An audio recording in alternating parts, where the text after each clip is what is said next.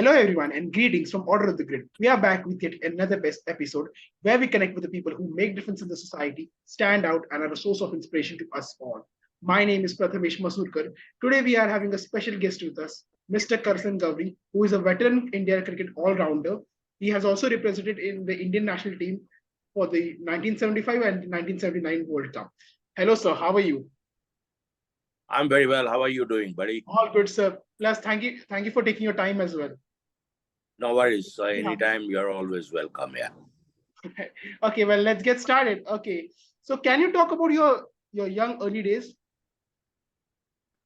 Well, I have started cricket right from my school days in Rajkot in Saurashtra, and I went to Australia with the Indian school team in 1968, which was the official tour organized by the BCCI.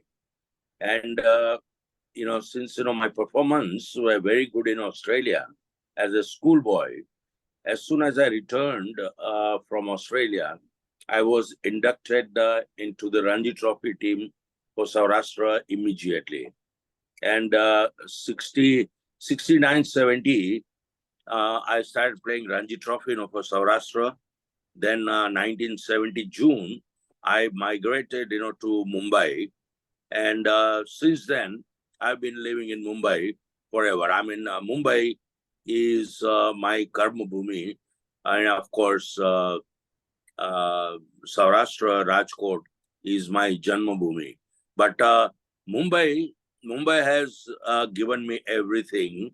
Mumbai has taught me many, many things, which I will never forget in my life. Interesting. So, what was the switch from between Saurashtra cricket to Mumbai cricket? What was that switch like? Sorry? What was the switch like from when you started playing for Saurashtra and then you joined for Mumbai? How was it switch? The switch over, to Mumbai was only to find a better, opportunities, as far as the job is concerned, as far as a better cricket is concerned, because, I was not finding any job in Rajkot, even for 300 rupees a month. I was rejected in Rajkot in Western Railway. And here in Mumbai, Associate Cement Company, ACC, they offered me a job of, 850 rupees. So, I mean, that was quite a big sum of amount, which really prompted me to come to Mumbai and play a better cricket. In Saurashtra, what used to happen, the cricket season used to be only for 3 months or maybe 3.5 months. But in Mumbai, the cricket, goes around the year. There are so many tournaments likes of, Times of India, Purushottam Shield, Police Shield, Talim Shield, this Shield. And, the cricket goes on. Even during the monsoon time, they play Kanga League, in rain. So, I mean, cricket was the biggest, the object, which I really attracted me to come to Mumbai. And once I came to Mumbai, I started, performing well in the local tournaments for ACC and my club, for Parsi Cyclists, CCI, and Hindu Gymkhana. So, it just happened that, Mumbai Cricket Association and Mr. Ajit Wadekar and Mr. Paul Umrigar, they invited me to play for Mumbai in Ranji Trophy. But, I was a little hesitant that, if you pick me in the 15 and if you don't play me in 11, the entire season will go wasted. They said, no, you will play all 4 matches, and even if you fail, we'll not drop you. And, it just happened that, in my first Ranji Trophy match, for Mumbai, I got, 6 wickets. And since then, I never looked back, really. And then I played for Mumbai for 12 years, And of course, when I started, playing for Mumbai in 1972, and 74, I made my test match debut, for India at Calcutta against the West Indies, and the great, the West Indies team had a captain, Clive Lloyd, Sir Wave Richard, Gordon Greenidge, Kali Charan, Roy Fredericks, Andy Roberts, Bernard Julian, Keith Boys, and I mean, they had a top team, at that time. Legacy. Okay, so you were the part of the Indian team for the inaugural Prudential World Cup in the year 1975 and 1979. Can you tell us what was that experience like on these inaugural World Cups? Inaugural World Cup in 75 and again in 79, the Indian players, they didn't know how to play a 60-over match. And we had no clue at all, how to go about. And we had no planning. We had no strategy against any teams. And they used to hardly take any, team meetings or, the game plan or such things, and never used to happen really. But, after I think, 1983 winning the World Cup, under Kapil Dev's captainship, since then, Indian team has not looked back till today. And strength to strength, Indian team has gone, really stronger and stronger. And we've been getting, every now and then, really some great quality players in India. As we know that we are in the 13th edition of the ICC Men's Cricket World Cup. So can you tell us how the cricket has been changed from red ball to white ball, and also from white jerseys to, as of now, the new colored clothing with its design jerseys? What would you tell? Well, all this, the transformation has brought by one and only man was Gary Packer in 1977, who has introduced, this white ball, colored clothing, night cricket. He has transformed the cricket game so much, which is even now it is so popular. I mean, we've been playing, night cricket, colored clothing, white ball, and all that. It has been introduced by, Gary Packer and Tony Greig. They're under pressure.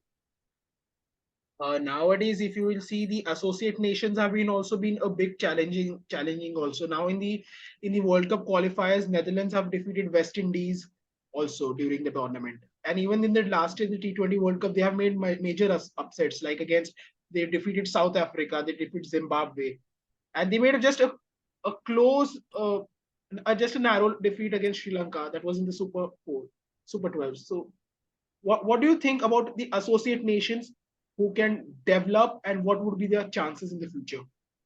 It could be for any team, like for associates and affiliates as well. See, associates team, they have their own matches. If somebody qualifies, like today in this World Cup, Netherlands has qualified, and West Indies has not qualified, which is a really sad news. It's a bad news, because the West Indies had ruled the cricket for 30 years, 50s, 60s, 70s, and early 80s. They were the champion teams. And today, when you see, they are not featuring in the top 10 teams in the World Cup. I mean, Netherlands has beaten, so many good teams in the past at the ACC Trophy, and they have qualified. Similarly, like Afghanistan, I mean, they have done so well in the past, few years, and they have qualified, for the World Cup.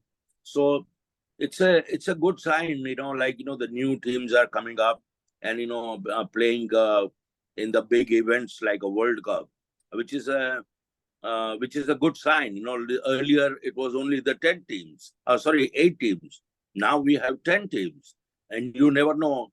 Next World Cup around, after 4 years, it could be 12 teams. It's 14 teams. Yeah. So, I mean, the smaller nations, they are doing well, at that level. And I'm very sure and I'm very sure.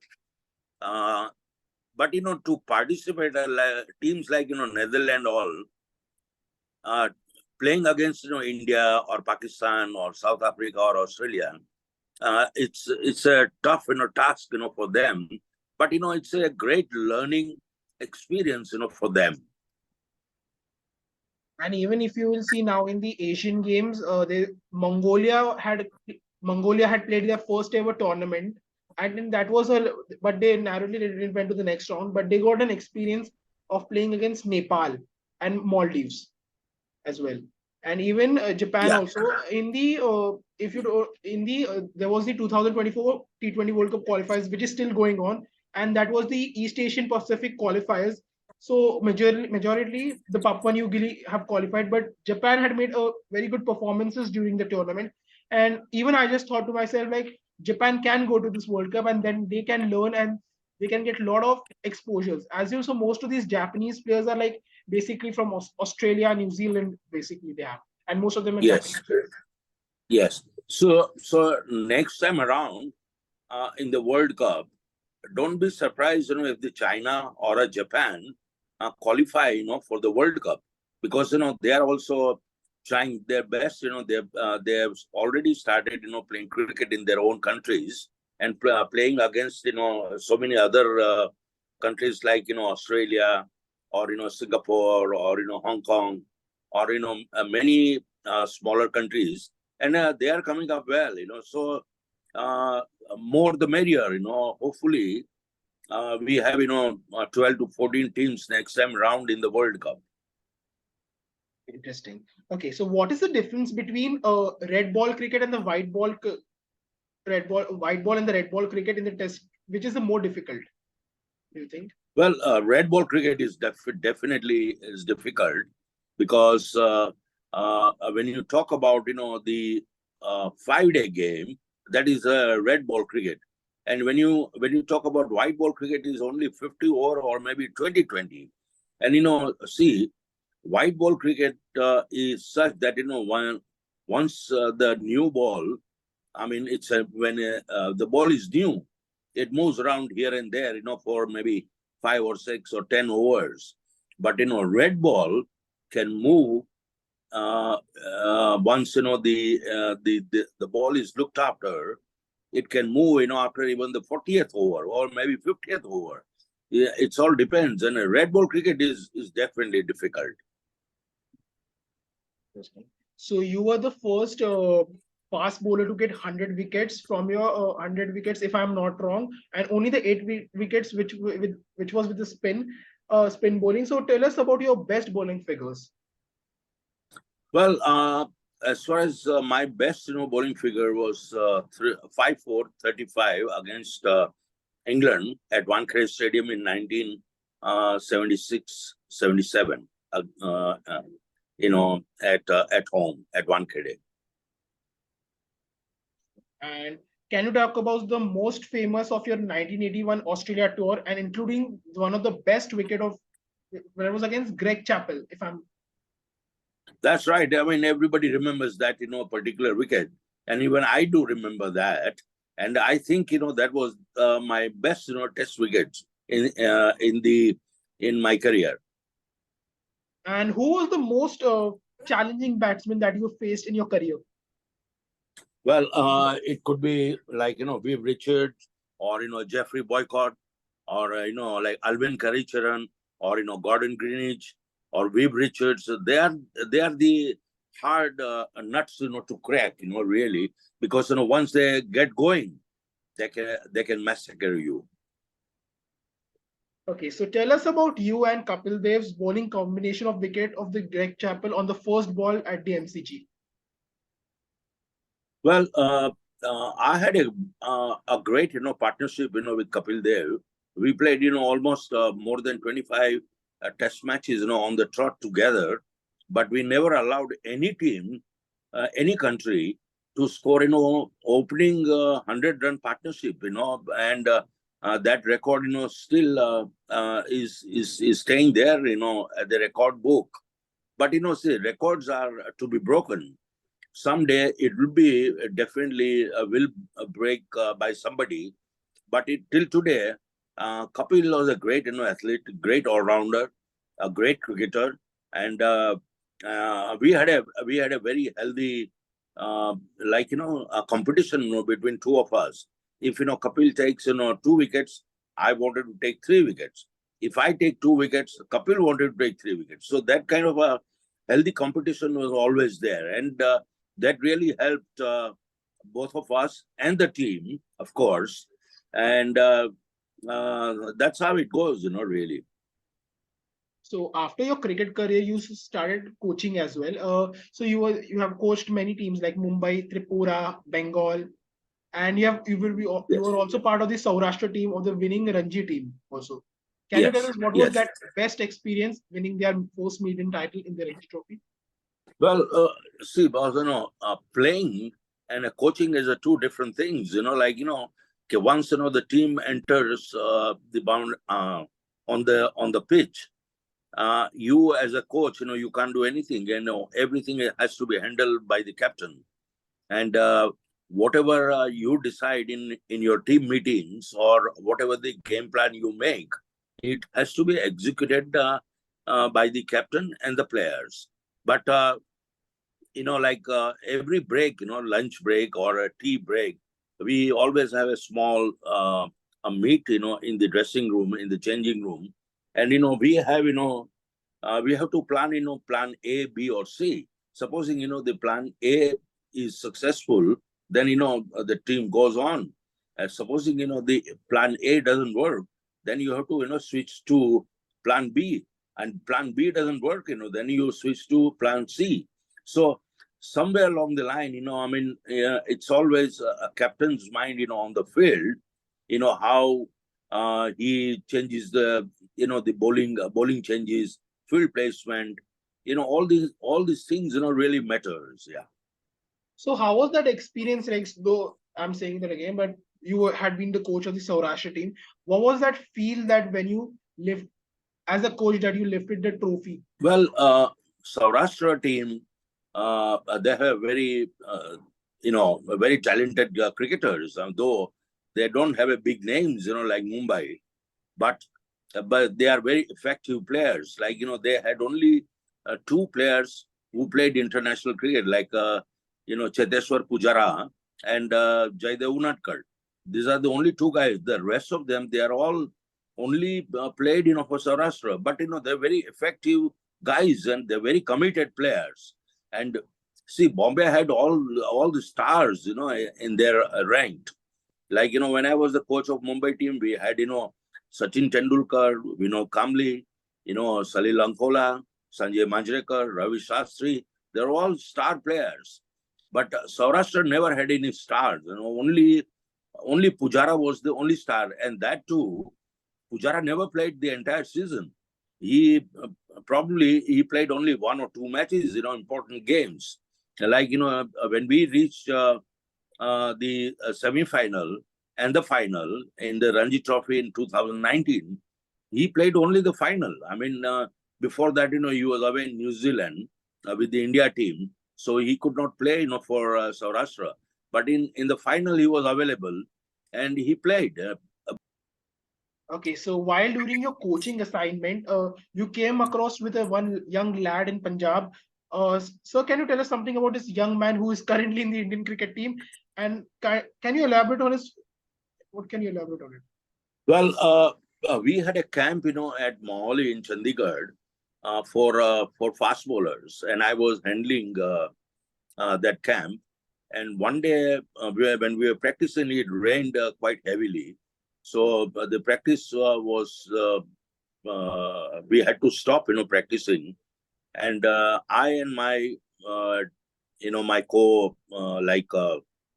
assistant coach, we just walk around the ground next door, and there, the young boys were playing, in rain. And I saw this young guy, Subam Gil. I mean, he was playing, technically he looked so correct, and playing so good under the rain. And when we came out, I asked, one guy was sitting there at the boundary line. I said, "Sir, who's this young fellow batting? He said, he's my son. He said, that is Subam Gil. I said, sir, from tomorrow onwards, can you bring him to our nets and let him, practice with our boys? And this is how, he came and he joined our group. We had under 16 fast bowling camp, and the way he was facing all, under 16 fast bowlers. And then after that, we had under 19, fast bowling camp. And there again, he came religiously every day, and as if he was a part of the group. And this is how we picked him up, and he played with us for 3-4 months. Then the name I suggested to Punjab Cricket Association. I said, sir, this boy is so talented, so he has got the potential to go up. I think he's just 11 or 12 or 13 years old, but he should be included in under 14 team for Punjab team. And this is how he was picked in Punjab team in under 14. And since then, under 14, then he played under 16, and then he played under 19, and then he went to World Cup, and then he played Ranji Trophy. And since then, he has never looked back, till today. I mean, he's a star material. Okay, would you like to give any advice for any aspiring young budding cricketers? What would you like to give them something? Well, it's not an easy game. It's a very competitive game. Every youngsters, they have to work hard. They have to be very disciplined, and the hard work speaks in a big volume. So I mean, you have to set your targets. You have to see a big dreams, and if you want to achieve your dreams, you have to be a very, very disciplined man. All right. So now, before we wind up, we are going to play a small game which is called as the faster round. So it is just a game which I'm going to ask some questions and you can just answer it, or you can just say something detailed on it. So I'll just say one question, you can answer on it. So you're ready? Yeah. Okay. So the first question is, if you could live anywhere in the world, where would you want to live? Mumbai. Okay. All right. If you were not being a cricketer, then what you had become? It could be I would have been working in a Western Railway. If I had a job in railways, maybe a TC or something like that. If you could have one superpower, any, what would it be? Sorry? If you could have one superpower, any, what would it be? No, come again. Superpower. If you could have one power, superpower. Oh, I wish, I was a fast bowler like, Michael Holding. Okay. And the final is, what would you want your legacy to be when you're gone from this earth? Like, what do you want you to be remembered as by your fans? Well, even today, people of our country or, outside, they remember me as a cricketer. And I want to just, leave it at that. As long as, people remember with the great, dignity, I'm very happy. All right. Well, thank you so much, sir, for taking your time as well. It was a privilege to have you, and thank you for taking your time. Yes, and all the very best to you. And God bless you. Thank you so much. Okay, so you can find us on Instagram as Order of the Grid. You can check it on YouTube. Just make sure, comment, like, share, and subscribe. Well, thank you so much, Karsan sir, for being a part of our show. It was a wonderful chatting with you, and I hope the viewers are going to love like this episode. And thank you once again, and best wishes. This is Prathamesh Masurkar from Order of the Grid signing off. Take care. Right. Yeah. All the very best. Yeah.